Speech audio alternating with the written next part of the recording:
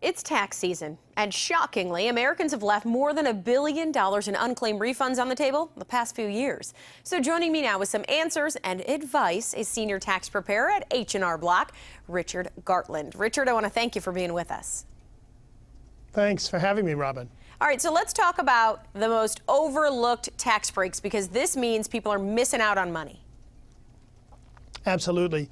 You know, you mentioned that $1 billion, and a good portion of that has to do with people who've had some withholding, but they don't file. So they're not claiming a refund that's due to them. Now, some of them may not be required to file because of their threshold. They may be under the filing threshold, but the IRS is not going to return the money unless you ask for it, and the vehicle to ask for it is to file a return. So that's group number one.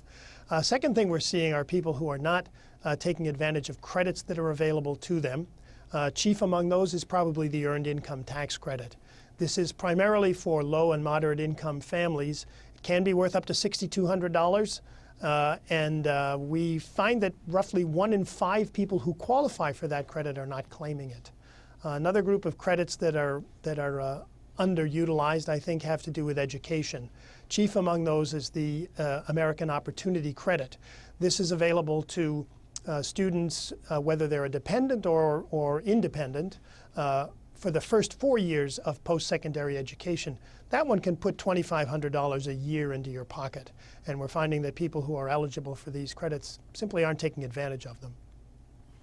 All right, Richard, and in recent years, really, Affordable Care Act kind of coming into play. How is that going to affect our tax returns? Sure. So the the Affordable Care Act is now part of life, and it is tying tax and health care together.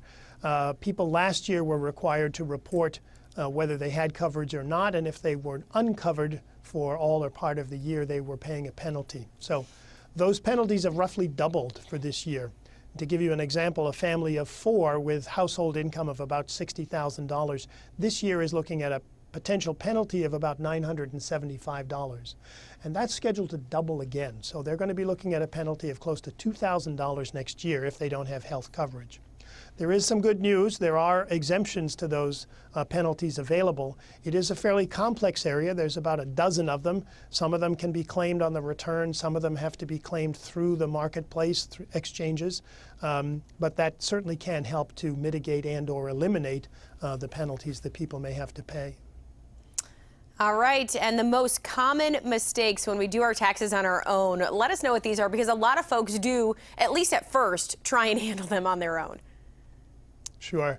You know, I think probably the most common mistake that do-it-yourself tax preparers make is not choosing the correct filing status. So this is, you're single. If you're married, you're either married filing joint or married filing separately. If you're unmarried and have dependents, you may qualify as what's called head of household. So choosing the right filing status is really very important. It affects the tax tables that you're using and can qualify you for certain credits or disqualify you from certain credits. That's one thing that we see people doing. The other do-it-yourself error, I think, has to do with not taking into account a life change. And a life change pretty much is going to translate into a tax change. By life change, I'm talking about things like getting married, having a child, buying a home. That's a big one. People who, on the flip side, maybe you've sent that child off to college, you've sold a house, or you've retired. All of these things are going to affect the tax situation. I'll give you one quick example. When you buy a home, you're almost certainly going to be itemizing your deductions as opposed to using the standard deduction. First-time filers and early filers, if it's just W-2 income, are more than likely going to be using the standard deduction. And what we found is that people who have this kind of a life change aren't taking advantage of it. When you buy a house, you're going to be able to deduct mortgage interest and property taxes, and that's almost certainly going to push you into itemizing.